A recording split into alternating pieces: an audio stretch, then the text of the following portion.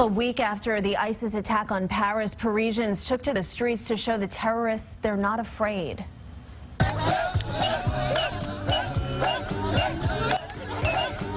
People danced to music at 9:20 p.m. last night, the time the attacks began last Friday. Sidewalk cafes were busy again, and a concert went on as planned. Earlier in the day, investigators said 2 of the suicide bombers had traveled through Greece last month.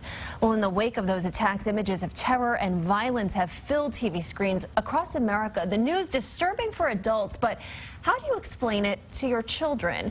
Joining us to give some parents tips on how to confront that task is licensed New Jersey psychotherapist Tom Kirsting. Thank you so much for being here. Thanks for having me. So let me start with, what is the best age to start talking to your kids about what's going on? Well, is there a right age? I think there's not really a right age. I think for younger kids, it's almost like we don't want to tell them too much about it. Because the goal of terrorists is to instill fear among all of us.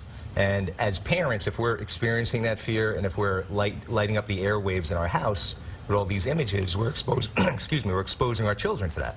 So if your kids are, middle school, high school, and they're discussing with you, you can have a conversation with them about it, but you don't want to delve deep because we don't want to instill fear in our kids. But how do you do that, though, especially in elementary school where kids, they have the iPhones these days, they have the iPads, they can see it themselves, they go to school, they hear about it, even at an early age. I work in a high school during the day as well as being in private practice, and I actually spoke to some kids yesterday at the high school.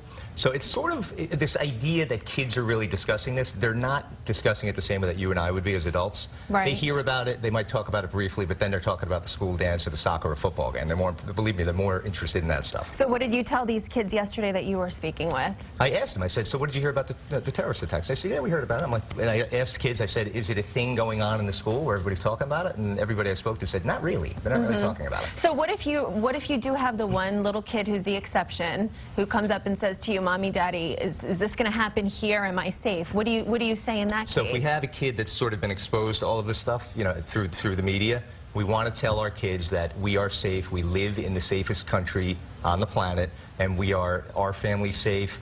Don't live in fear, don't go out there talking about it. We don't want to address it to the point where we're rehashing this over and over and over again.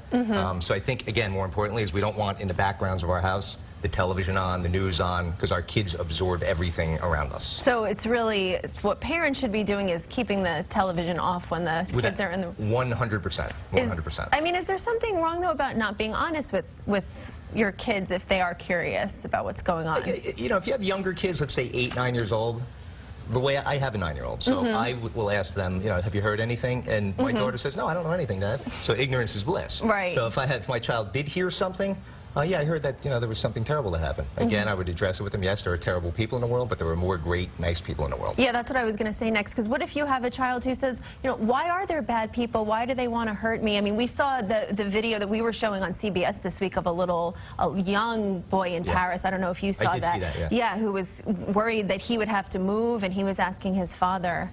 I think in that situation, that boy lives in the middle of the battle zone pretty much. Right. So his dad really handled that well. Right. Told him that flower, we deal with flowers, we don't deal with guns and all that stuff. And he really sort of relayed to his son that you're safe, I'm your father. And that's, at the end of the day, that's what we want to do with our kids, embrace them and make them feel safe. Reassurance. Thank you so much. We appreciate it.